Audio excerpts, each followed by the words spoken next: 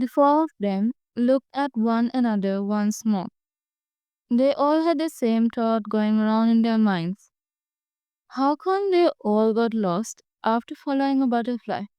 And the fact that said butterfly glowed made it even less of a coincidence. Haven said, "Well, I know everyone is finding this weird." Noah found that statement disputable, and she continues, "But I think we should find a way out." Everyone agreed with that. When Mia suddenly asked, "What if there are more people who got lost here like us?" Eden answered, "There's no point in searching for them. First, we need to find our own way home before it gets too dark to see anything. Since from the looks of it, only you have flashlight." He pointed at the one Mia was holding. "And since you're obviously hurt," Eden turned to Ace, who was now standing by himself, but still not putting too much effort on his injured leg. Ace gave him a look before he sighed and said, turning to Mia, "He's right. We have to find a way out ourselves before starting to worry about that." Mia dropped it there, but at the same time understood what they meant. Haven, seeing what was happening, said, "So now that that's done with, anyone else want to start searching?"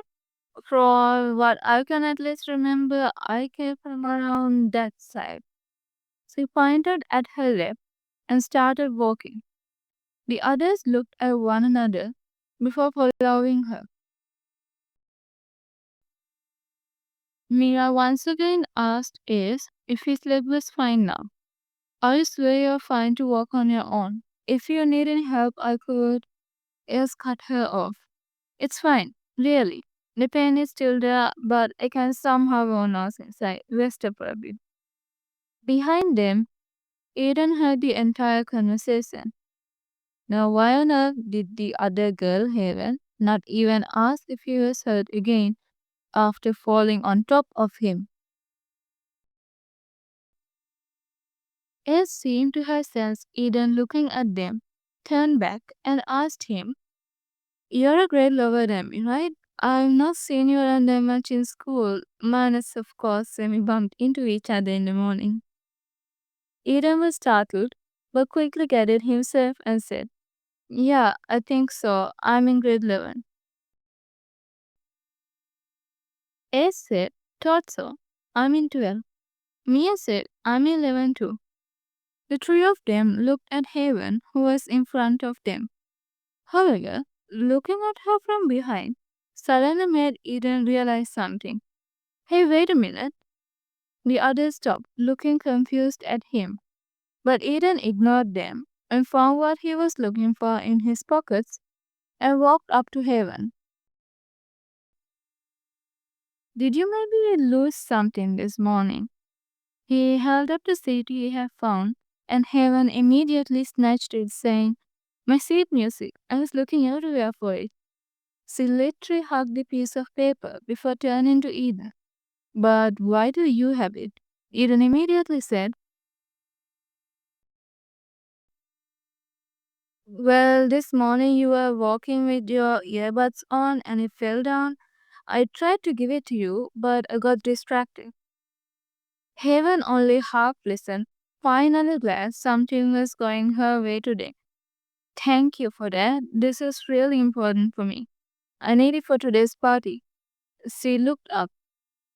"That is if we get out." The sky was darker now. You could still see the area, but barely. The more time they spent, the more likely they'll get lost in the dark. Mia's flashlight would only help a little. The four of them walked for a while, but it felt like they were walking in circles. Even when they thought they were on a path, it never led them anywhere.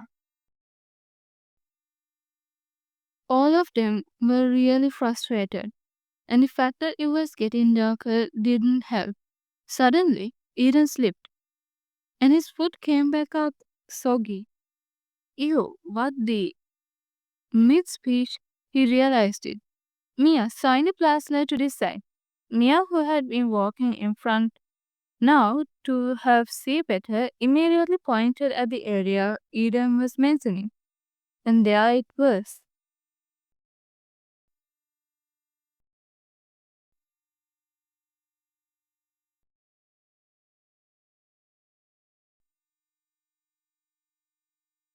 Running water.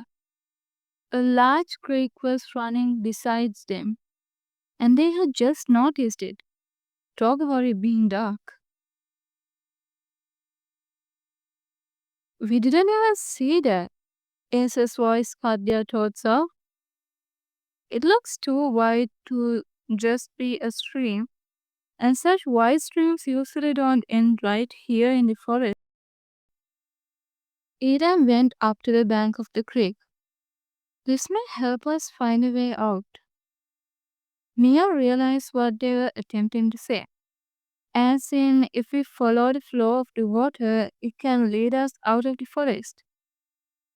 Suddenly, though, they realized something, or rather, someone was missing.